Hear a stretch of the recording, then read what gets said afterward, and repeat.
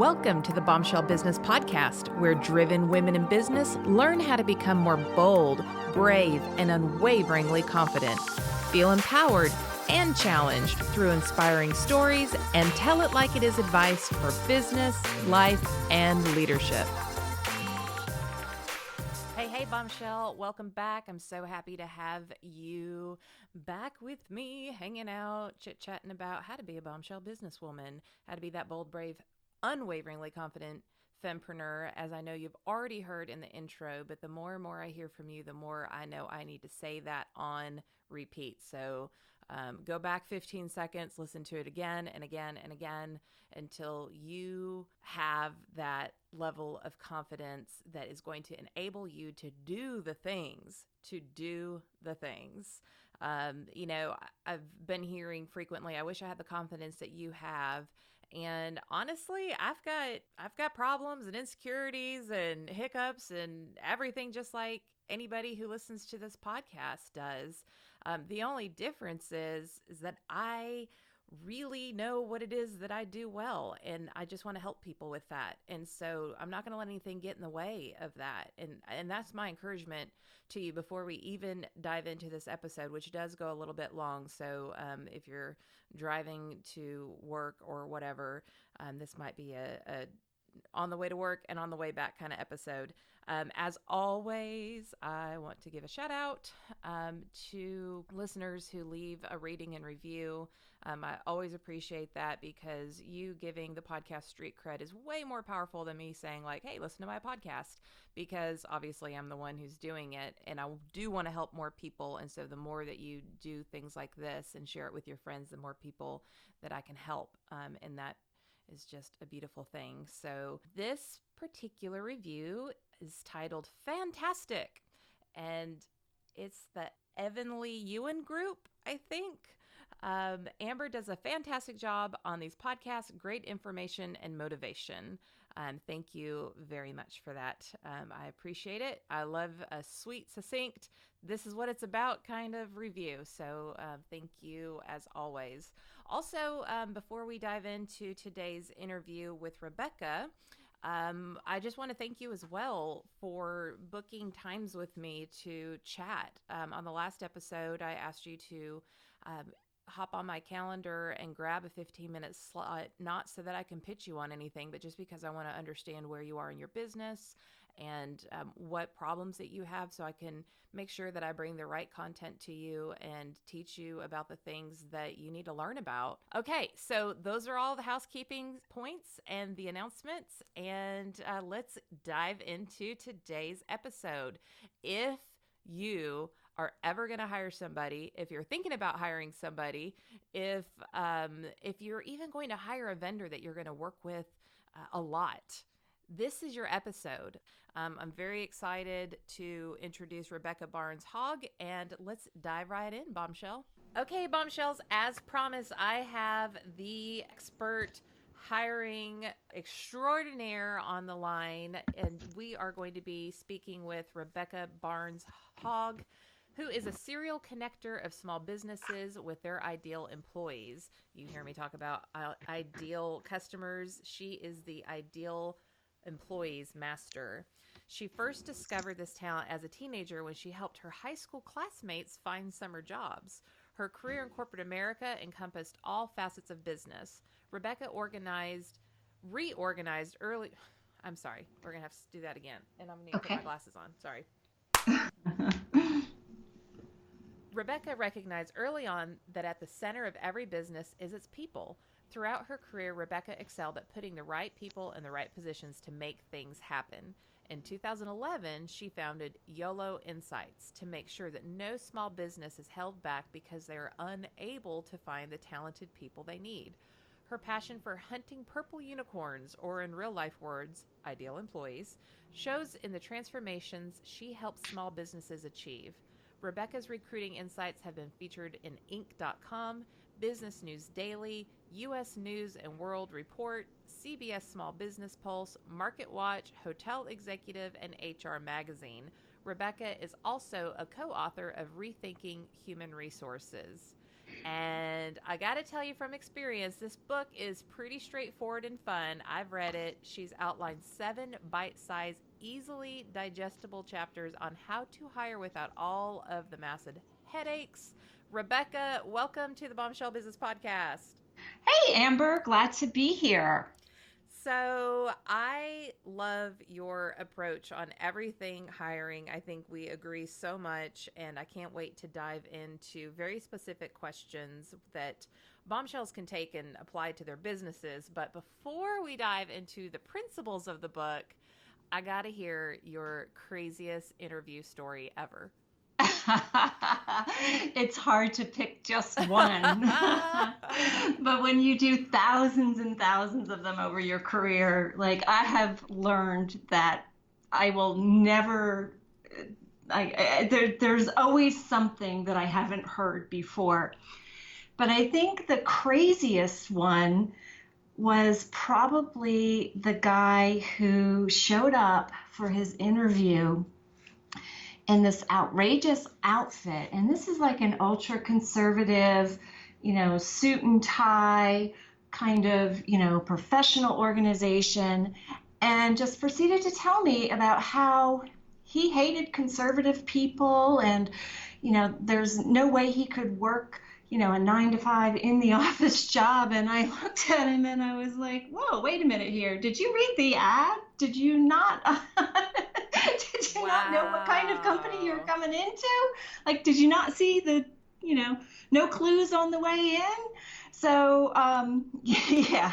That was a And quick then interview then, right? that was fast. Yeah, there wasn't much to that. But I think my other craziest one was the guy who came in and said, I might be late for work sometimes, because I like to get high and party on the weekends, and sometimes I just can't get up in the morning. I was like, oh, Wow. okay, well, I appreciate your honesty. I don't think that's going to work for us here. Oh, wow. So, okay, bombshells, top that. In fact, I would love if you would find either leave in the comments in the show notes, amberhurdle.com/podcast, and then look for Rebecca's episode, or find us on Facebook or Twitter or wherever I'm posting these, and tell us your craziest story. I think that would be awesome. Although I am high and drunk on the weekends and I might not make it on time, could be the best one I've ever heard. I know, can you believe people actually say these things? That's what's just amazing to me. And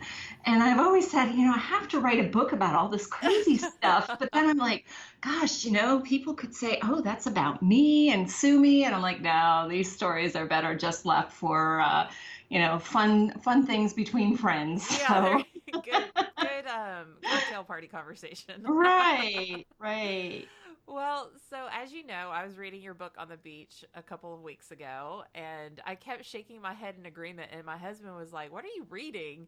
And I showed it to him. He was like, "Oh, okay, that makes perfectly good sense because we have a lot of similar views on hiring and just the whole employee process." So, you came at it from a unique perspective that I think is the new normal that maybe not everybody has caught up with. So I want to start with this question that I think will get our bombshells brains flowing in the right direction for the type of mindset that you have to have going into the hiring process. So explain to us why you apply marketing principles to the hiring process. That's like the essence. You hit it right on. That's what I do. And people don't understand that this isn't 1980 anymore, where employers drive the job market. If you've been following the economic news, you know that this country right now, for all the other problems and stuff going on out there, is at virtually full employment. Yeah. So what that means is the great people you need work for someone else right now. And they're not actively looking because they have a secure job for the most part. They're making decent money. They're okay with what they do. But if someone approaches them with an opportunity, they're going to listen. They're open to that. And that's why marketing comes in. Because unless you're out there marketing your company and your jobs, people don't know about you. And there are a lot of statistics right now that say, posting on job boards is not effective anymore. So you have to do a lot of different thinking about how you hire. And I just cringe when I tell, people come to me and say there are no good people out there. I don't, how are these companies surviving with the horrible employees that are out there? And I always ask them, like, well, how are you looking for your employees? Well, I put a ad on a job board and I don't get any resumes, or I get Mm-hmm. really crappy resumes. Yeah. And I said, okay, well, what kind of ad are you using? Well, just put the job description up there. I'm like, okay. And when was the last time you edited that or Yeah. updated it or, dusted it off from the shelf where you shoved it after you wrote it 10 years ago? And they're like, oh, well, why would I need to do that? Oh Like, no. oh boy, yeah, we have a lot of work to do here. But it really is about, how do you find the person you want to work for you and then engage them and make them really want to come to work for you. You have to motivate them to leave their current job and come to you because you're better in some way. And it's not always about money. Yeah. And it's not even necessarily leave their current job, but if they're interviewing, say they don't have a job for whatever reason, but they're an exceptional candidate, they're going to be selected by other companies. So if it's you versus the other two companies, and to your point, it's not always about money. What are you bringing to the table in terms of your employee brand that makes them say, "Oh, I have to have this"? So with that in mind, what's wrong with using a job description as your job ad? If your job descriptions read like a to-do list, that is so boring. Like if you fall asleep reading your own job description, that's what's wrong. And I see so many of them. What you really want is to attract people to the value of the job. So that's a different tweak in thinking. So, a lot of times a job ad will start out with, we're the world's greatest widget maker and we've won all these awards and we're just great and we have this job, come work for us. Well, that doesn't tell me what my job in your company is going to be. What I want to know is, who am I going to work with? What kind of people? What kind of projects am I going to work on? What's the impact of those projects? And, am I even going to like working in your office? Like, what's your office like? Is it casual? Is it conservative? Is there even an office anymore? Because more and more companies are going virtual. So you need to answer the questions that are important to the person you want to come work for you. So those questions might be, what's a day look like? Yeah. How am I going to spend my time? Am I going to sit in endless meetings where nothing gets done? Or am I going to be out there working shoulder to shoulder with the owner of the company, making a change or a transformation in the world? That's what's going to get people excited and click on your job ad. And if you're using only job ads, that's a whole nother topic, and we can touch on that later if you want to go down that road. But you really need to build that excitement about why the work matters. What's the purpose of it? What are the outcomes? Because that's increasingly important to people. Yeah, that outcome. And that's just like marketing your product, right? You would never market your product with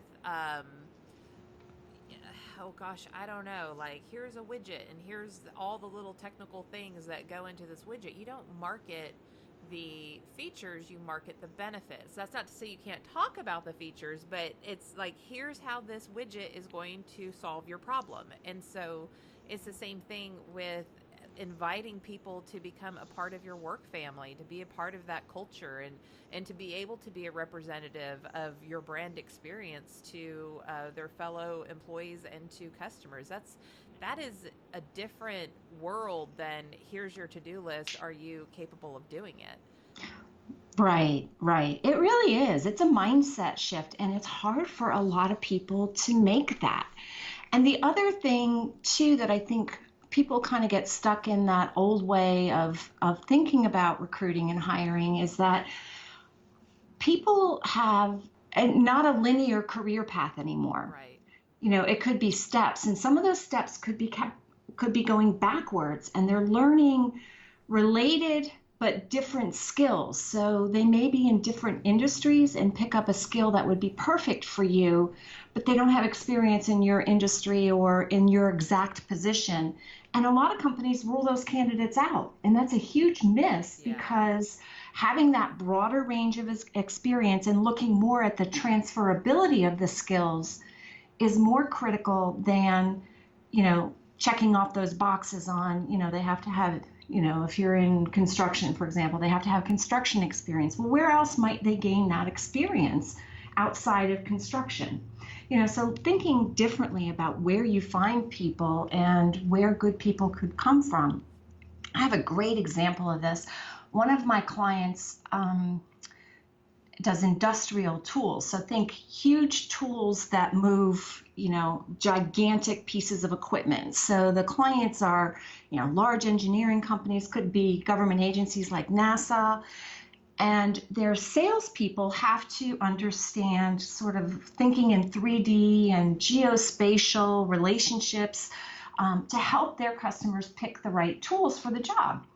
So we had gotten a resume from somebody who installed, those massive aquariums sometimes you see in restaurants where it's the full wall or part of a wall. That was this man's background. And they're like, an aquarium installer? Like, how could that guy sell these tools? Well, think about how he had to fit these aquariums into these spaces. He had to know the right shapes. He had to understand weight and how much water weighs and salt water versus unsalt water and like all this kind of stuff that went into the thinking and the planning about installing these aquariums were the exact same skills that they needed to help clients figure out what tool they needed to move this heavy equipment. So just thinking outside of the norm or allowing someone to present those ideas to you is something that too many people just aren't open to, and it hurts them. One thing that I say ad nauseum is I can teach a front desk person how to run a register or book an appointment, but I can't teach her or him how to smile. And Right. that is, and people look at me funny. I'm like, no, really. Think about all of those front desk experiences that you've had walking into a myriad of doctor's offices or salons or pick anything, the veterinarian, and think about what that very first brand impression was. Were they Right. amazing on paper and they can handle all of these back end systems without having to train them? Probably. But how did you feel as a customer when they didn't even greet you, say hello, smile at you, or anything? Right. Excuse me. Oh, yeah, absolutely. I had a hotel client who came to me and said, our front desk staff is constant turnover. Like, we just can't get friendly people. So the first question I ask is, the people you're hiring, when they come in to interview, are they smiling? Yeah. Are And they they're like, friendly? what? Bonus And I'm question. like, yeah, when they walk in the door, are they like, do they look happy? Are they smiling? Do they have, high energy? And they're like, what? And I'm like, those are the qualities you want. So why aren't you looking for them the minute you set eyes on them? Stop looking at the paper, start looking at the person. Right, right. So this is one thing that I know probably earns you and I both a lot of business, and that's knowing the cost of a bad hire or of turnover. And I'm not real sure that that is something that small business owners really quantify like big business does. So can you talk to us a little bit about that? How much a bad hire costs you in the long run? Sure. One of my clients runs a little coffee shop cafe, and she was one of the early readers of my book, The Yolo Principle. And after reading it, she came to me and she said, oh, I could have used this book like 5 years ago when I opened. Do you know how many people I would not have hired? I said, okay, so let's do some math here. Like, what does this really cost you? So we went through the number of extra hours she had to put in fixing things they did wrong. Then we looked at, customers who didn't come back, and she had a couple that would come in every day for their morning coffee and they just disappeared. And then one day they came back in again and they said, oh, we heard, that employee we didn't like was gone. So now we're back. And she said, with tears in her eyes, she's like, Rebecca, how many others were out there? They never told me. Why didn't I know this? And it's because you're not focused on tracking those things. She had no systems in place to track customers, no mailing lists so that she could identify when somebody, wasn't coming in, or no surveys for customer feedback and what they liked or didn't like. So she had no mechanisms to collect that feedback. But when we sat down and we talked about it, she realized, she's like, oh my God, I would have so much money in my bank account. Like, we're talking multiple six figures if I had not hired at least 5 or 6 of the people that I've had work here in the last 3 years.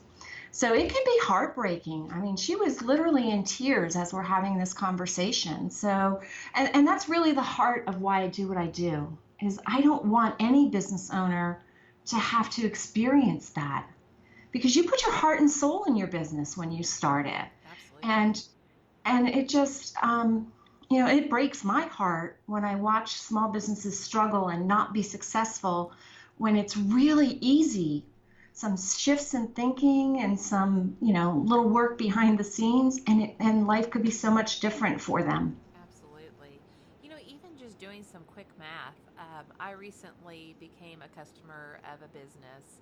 And after the second time, because of just some of some of the employees just didn't have it together, and that's frustrating to me because I move quickly. I mean, we were just talking, kind of pre-show, how busy we both were, and and not busy for the sake of being busy, busy because we are abundantly blessed with being able to do what we love for work. And so I don't want to have to backtrack and do the job of somebody else as a customer. Like, I already do that in Right, my business every day. So I right, almost changed where I was going to go. And because of the quality of what it was that I was actually going for, I decided to grit my teeth and suck it up and continue to be a customer. However, doing quick math just now, had I left, and I absolutely could have and should have, and anybody with a reasonable mindset would agree. Um, just the customer service was terrible. That would have been $800 just to date that this business would have lost because of 2 experiences with 2 employees that totally dropped the ball back to right, back. right. And, $800. right. That's Well, a this lot of money for a coffee, small business owner. it is. And this coffee shop owner, we calculated just this one couple was over $2,000 over the course of Wow. 6 months. And the unknown piece of that is how many others did the same thing that she didn't even know about. Yeah, that's just times 1. Think Right, about all the right, different people. right. So Yeah. if there were 10 or 50 other customers, think about what difference that would make in your quality of life. Like, Yeah. would you be awake at 2 a.m. wondering how you're going to pay your bills, or whether or not you were going to have to close your business down? Yeah. Those are questions I don't think any business owner should have to think about at 2 a.m. When you can just take a few steps on the front end, which is the perfect segue, because I'm shaking my book at the computer, looking at your picture on the Skype screen as we conduct this interview. And it's great. I mean, this whole book, I mean, like I said at the beginning, it's very approachable. They're bite-sized nuggets. There's funny little poems in here, little call outs and quotes. Everything is broken down in a way that if you have 2 seconds to grab a concept, then you can make it through this book. I promise, even if you're not a big reader. It's got like googly eyes on the front, but it's not cheesy. That's the thing that I love about it. It's just fun, which brings me to the title, The Yolo Principle. Tell me, like, why? Why did you name your book The Yolo Principle? Well, part of my own personal philosophy is you only live once. And so your life should be the best possible life you can make it. So in my personal life, I don't I don't suffer through people who don't lift me up, support me. And that's not to say that anyone who challenges me is out of my life, but they have to do it in a way that is helpful, not hurtful. Right. So the negative people, the people that just suck your time and energy, I eliminate those people from my life. And when I started my business, through my career, I worked with a lot of really smart people who were just always in the wrong jobs. And I felt bad for them because they were, being let go or they were miserable. And I was like, life is too short for this. You only live once. Let's make it a great life for everyone. And so when I wrote this book and particularly focused on that small business owner, because in my work as a recruiter, I found that the people who needed my help the most were the ones that struggled the most with cash flow. And so this was my way of giving them a foundation to start from, Yeah. so that they could gain that cash flow that maybe later on when they were, not as stressed out by these things, they could outsource this, to someone, me or whoever, who would be able to help them with this hiring. So it's something they didn't have to worry about anymore.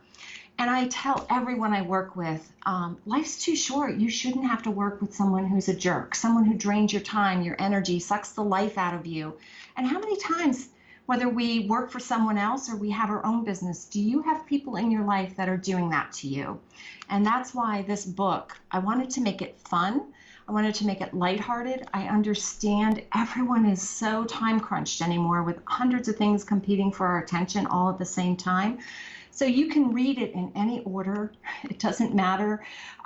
Like you said, it's laid out in a way that, if you're standing in line somewhere, you can grab it and just read a paragraph or two, and it makes sense. And you don't have to, start at the beginning and go to the end. And the poems are they're so cheesy. It's nice to break. It's like all of this thinking and then bam. Right, but you know what? It's those cheesy things that help us remember concepts, Yep. right? It was those cheesy little mnemonics when we were in school that helped us remember the things that we had to remember to take the test, right? Totally. I still Yeah, do that. I All those little know. things that we learned in elementary school is how I remember them Uh-huh. Yep, now. yep. I So, know, it works. one of the principles in the Yolo Principle is clarity. So, real big on one of the pages here, job descriptions help you gain clarity about the tools and resources. Those are two of my favorite words, too. You will Mhm. need to provide for new employees to be successful. And then you talk about clarity in other areas as well. Can you tell us why clarity specifically is such an important principle in this book? I can't, I mean, I could talk for days on clarity. It really goes to the heart of things. How many times have you hired someone or asked someone to do something and it was not even remotely close to what you wanted? And it's because we all have different perspectives on life. And, I'll say to my husband, we learn to get clear in our communication early in our relationship. I would say to him, I want you to take out the trash. Well, in his mind, there were no parameters around that. Did I want it now, later, today, next week? So in his mind, it went into the I'll get to it pile. When what I really meant was, this trash smells disgusting. Get it out of my kitchen right this minute. But I didn't say that. And so I would get frustrated when he didn't do it immediately, and then I'd go do it myself and I'd be angry about it. So put that in a work context. How many times have you done that with an employee? I need you to do something, but you don't tell them what you mean by that. Yeah. So you have to understand what you want people to do. What are those outcomes? That's what we talked about, in terms of advertising and getting that marketing, that recruitment marketing mindset, is knowing what you want them to accomplish, not just what you want them to do. So if you're hiring someone to do your bookkeeping for you, what do you want out of that bookkeeping? Other than, they have the data entry in there and you want that in the right place, but what's the purpose of that? You're going to want certain reports. How do you want those reports to look? What time frame do you need them in? What kind of decisions are you going to make with those reports? Do you want someone to look at those reports and analyze them and point out things that you might miss? There's 100 different ways that you could want that bookkeeper to do the job. So you need to clearly tell those people what you need, why you need it, what the deadlines are, what the timeframes are.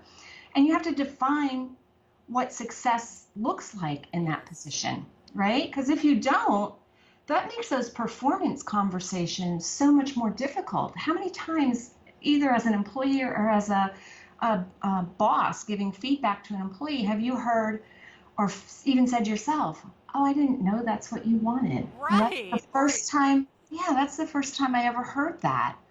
Like those are words that, that should never be said. yes. And I think I'm so passionate about being very clear on expectations and training. And, I'm a small, super small business, um, but I have an intranet with training and videos and access to hear all the tools that you need. And if you need to get into this product, then this is how you go about doing it. Because in my career, and I was brought in most of the time. I know this shocks everybody considering what I do with, brand clarity and rebrands and that sort of thing, but I have been brought in to either create a position or to transform a position. And I was shown, like, here's your desk, and over there in that room there is, that's where you can get your paper clips and stuff. And, like, that was my training. That was I it. know, I And know. so, And then like, so okay, so my desk is to just make sure it's filled with paper clips. yeah, That's my job. what's next? And it's like you start going to Right. meetings and you start catching on, and then you kind of figure out what it is that your boss wants, and you make the best of it. But what if I was trained properly, and with all of that intuition that I was wasting on just the basics, I could actually apply it to making the business better. I mean, that's insane. And in my content, in the Bombshell Businesswoman, which I wrote for the same reason you wrote your book, is like, okay, well, maybe you can't afford me, but you've got $14.99. So here's your Right. starter point, and then, like, get some things together, and then maybe you'll have that budget. But in my training, dealing with employees area, I specifically say, tell them where the bathroom is. Like, nobody should have to go ask somebody on their first day of work where they can handle, like, life's calling. Like, that's just, Right. where do I Right. put my lunch? I mean, very basic things. But those, if you're leaving out those type of things, then being clear on, here's the expectation, here's how we're going to measure, if you're doing great, that open and honest feedback, like, hey, you rocked that out, I'm so proud of you, here's why that matters, to giving them that immediate feedback of, okay, well, that was a little bit of a miss, and here's why, but if you do it this way, then I know you're going to crush it next time. I mean, those are just, being clear Right. with people is so important. And I know that's not the hiring side of things, but it's those conversations that you have to keep top of mind when you're going through the hiring process. Can somebody, the person that you're interviewing, can that person handle that kind of immediate feedback in a fast-paced environment of a small business, while you're also trying to, like, remember if you dropped your kids' lunch off at school? I mean, this is the world that we're living in small town America, small business, which is the majority of my listeners. So, Right, right. And I would argue, Amber, that that is the kind of conversation you need to have in an interview because as small business owners, our way of working is going to be very different from a company with 100 employees or 200 employees. My clients are typically 50 employees or less, and with the sweet spot being about 15 to 20. So that's a very different environment. yes. And if you're interviewing someone who might be, a corporate escapee, and they're used to an environment where they have tons of support, and you're going to put them in an environment where they're going to do everything themselves. Like there's no admin to, go get their paper clips when they run out, or, respond to routine email or things like that. You need to know up front before you ever hire them, before they ever become an employee, if that's something they're willing to do. And I've had that frank conversation with people. In fact, I'm doing a search right now for a small company. They have 5 employees. And one of the things that they want is someone who can work very closely and collaboratively. And had hired people who came from bigger engineering firms. And the problem they had is they weren't used to doing things themselves. They had that support system. And when they were in this collaborative environment where they need to communicate every day, all day long with the rest of the team, and they weren't doing that because they were used to being more independent, it didn't work. And so I think you do need to have those conversations right up front. Here's our environment. And that's why when you're recruiting and writing those ads, I put that front and center. I had a client where I love her to death. She's one of my favorites, but she's the Energizer Bunny on steroids. That woman is like nonstop ball of fire energy.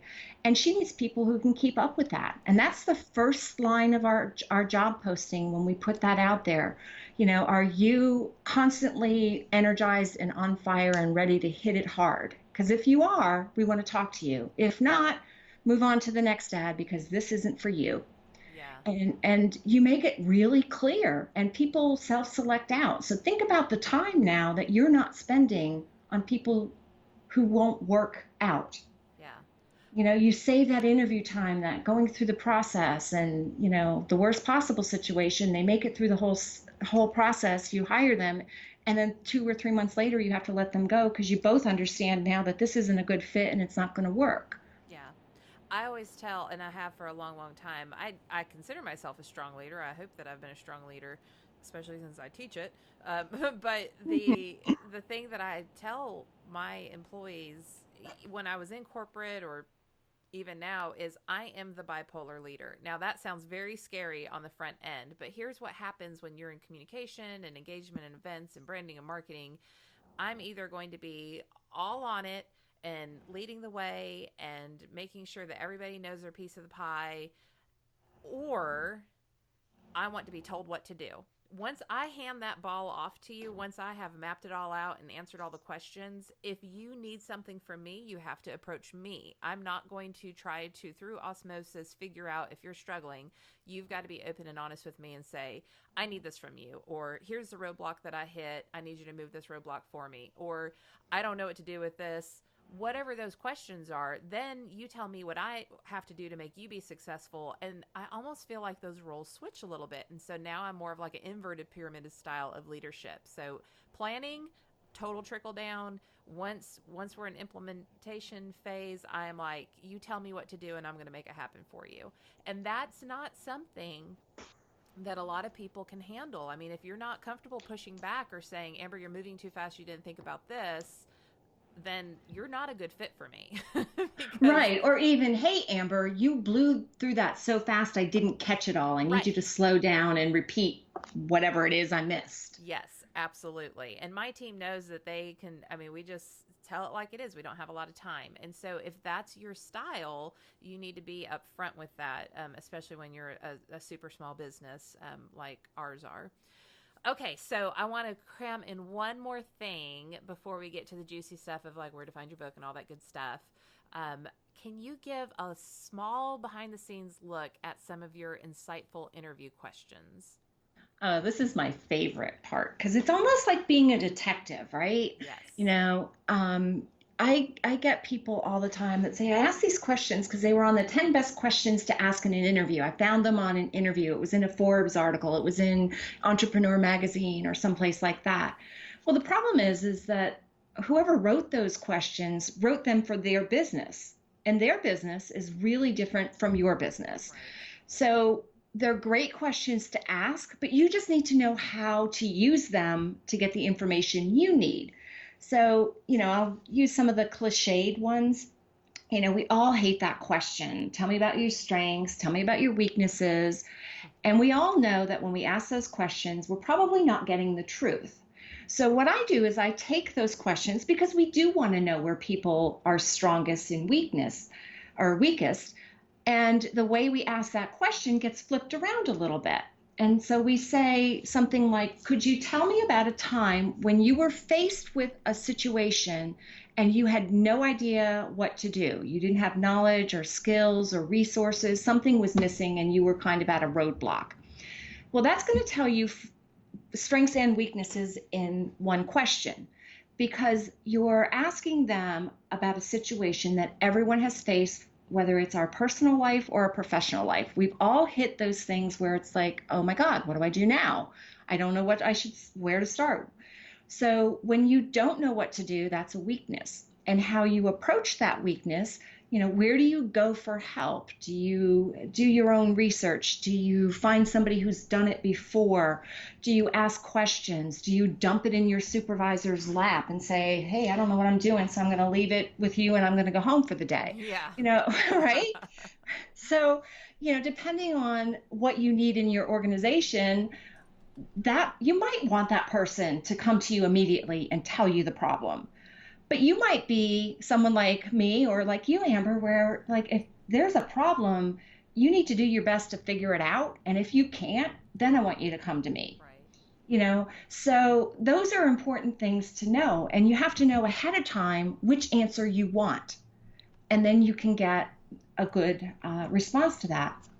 Another thing I love to ask people is to tell me about a time when you were proud of something that you did, like your greatest accomplishment. So that gives me a sense of what's important to people. And one of the best answers I received was from someone I was considering for a C-level position who told me the story about how he persevered and went through all sorts of hoops to adopt his son from China. So how he overcame obstacles, how he stayed positive, how he stayed focused on the goal, didn't let things weigh him down, managed all the minutia of the legalities between the U.S. and the Chinese law, and the disappointments and the roller coaster ride around the whole process, and then the joy he felt when he finally held his son in his arms. It still to this day gives me chills when I think about that interview. And that's the kind of passion and, kind of focus on a goal and a mission that we needed in that C-level executive for the position we were hiring.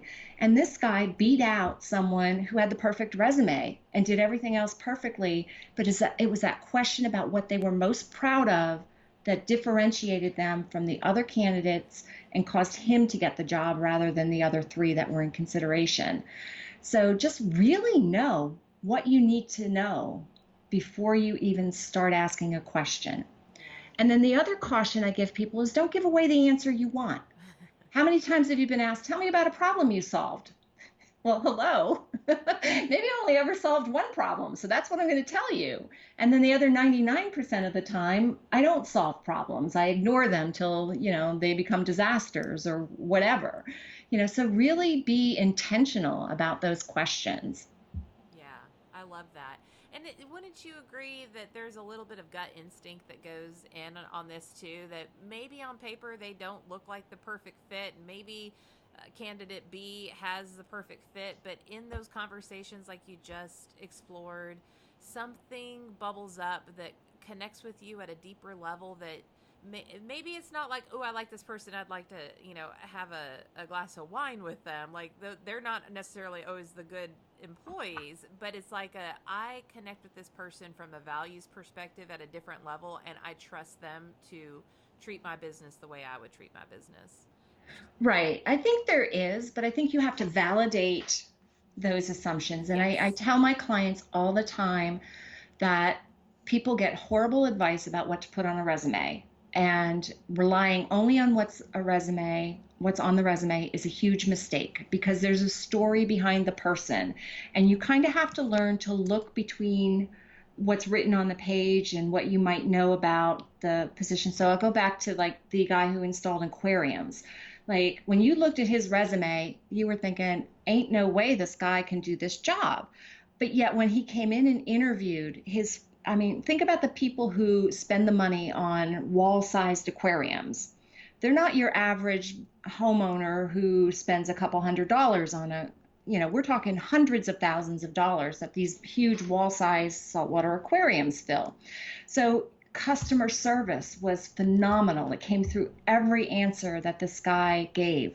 So if we had relied only on that resume, we would have missed out on this phenomenal employee.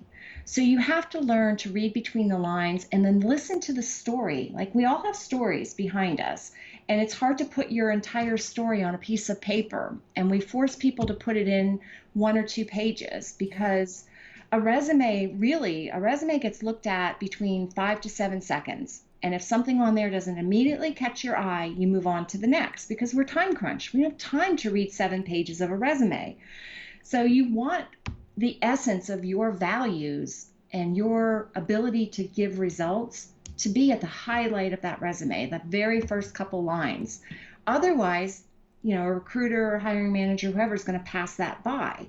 But sometimes there'll be a word or a phrase that will cause me to take a second look and read deeper, even if it's not on that, top front of mind. So I think there is a little gut instinct in there. I think it comes with a lot of practice. And if you're doing it on your own, I would caution you to not rely solely on it until you've done it enough times to know whether your gut instinct is accurate, because a lot of times it's not accurate. We think we know things and our gut's telling us one thing, but yet it's like, the guy I hired early in my business to do my website. I paid him a lot of money and I got scammed. Yeah. He was a great guy. He talked the talk. He had all the right answers. And there was kind of this little niggling doubt in my mind that I kind of pushed down, and I shouldn't have. I should have relied on my gut instinct in that situation, and I didn't. So that was a validation to me that, hey, after being in business in the corporate world for, over 25 years, I need to pay attention to that gut instinct. Yeah. So you're saying listen to your gut, but validate it with some kind of evidence. Exactly. Yeah. Love it. Like, call the references. Oh my gosh, how many people don't call references? But that's a whole other topic. I know. I just wrote a blog post about that a couple of weeks ago. Oh, good. Well, we'll have to link to that in the show notes, because that's a pretty crazy train one that I will never understand. So you covered so much goodness in this one little episode. Where can people buy a copy of the Yolo Principle? It is available on Amazon. It's on Kindle and in paperback. They can also just get it directly from my website, which is theyoloprinciple.com. So pretty easy. Okay. Love it. Love it. And I recommend, just because, this is me, and I like books to begin with, but this is a really pretty book, and it's laid out really well. There's color that's used, and I think it's just easier to digest and consume. And then you can do highlights and dog ear, and there's some like the hiring cost calculator, and there's checklists and all kinds of stuff in the book. So my suggestion is get on Amazon and order the paperback. Maybe if you just can't wait for the paperback to get to you, then get the Kindle version as well. And Amber, if they get the paperback on Amazon and shoot me an email with their Amazon receipt, I'll email them the document so they can just dive right in online. Look at that. All right. Okay, Bombshells, you just got the bounty handed to you. So we'll make sure that all of that is in the show notes, amberhurdle.com/podcast with an S, and look for Rebecca's episode, and you could take advantage of that wonderful offer. So real quick, I know sometimes working with consultants and professionals like yourself can be a little intimidating. It's like, can I afford somebody like that? What does this process looks like? Do I have the time to work with somebody, or will I mess it all up because I'm such a hot mess? Like, these are some of the questions that I experience. What does it look like to work with you? I really make it as simple as possible. I will start with, I offer all my clients a free 20-minute consultation. So there is no selling in that. I guarantee that everybody will get at least one, but probably closer to 3 or 4 nuggets that they can apply immediately. I have a number of different packages. So if you can't afford to do the full cycle recruiting, I can help you with individual pieces of it. So maybe you just need some help in getting clarity about who you need to hire. You might need help with a job description or writing that marketing-based job ad. So I break it down into the easiest possible wins, because that's what we want, right? We all want to have some success. And once you start getting those little successes, they build into bigger and bigger and bigger successes, and then it has that snowball effect. So my philosophy is always keep it as simple and as easy as possible. I'm super easy to work with. I am very approachable. Communication is really important to me. And I always tell people, it doesn't matter what you say to me, you will never hurt my feelings because this isn't about me. It's about helping you succeed. Yes. Oh my gosh, this is why we're friends. I know, it was so cool when we got to meet in person too. Yes, exactly. Yeah, so we actually got to I may or may not have run into her getting a glass of wine at the National Speakers Association conference. We won't talk about that. Side note. So I know we're going to put all this information in the show notes, but if for people who are just listening and have exceptional memories, how can people get in contact with you? Sure. They can just email me at rebecca@yoloinsights.com. Like I said, I make everything easy. Love it. Okay. Well, Bombshells, I know we went a little bit longer than we usually do, but I just felt like there were so many good nuggets, and this is such a place that many bombshells struggle. I know where you are in your businesses, and this tends to be a sticky topic that gets pushed to the back after we talk about marketing and branding and, in-store promotions and all these kind of things. And then meanwhile, we're driving the struggle bus in the background because our employees are not helping us have that brand or give that brand experience to our customers. So I hope that you took a lot of notes on this. Do go find Rebecca, buy the book, start with baby steps like everything. Pick one thing that you can implement, work on that, and then take the next step from there. Be sure, again, get these show notes at amberhurdle.com/podcasts with an S and reach out to Rebecca, and we will see you on the next episode. Thanks for listening to the Bombshell Business Podcast. Visit amberhurdle.com for more resources like show notes, and check out thebombshellbusinesswoman.com to grab my book and download the free bonuses.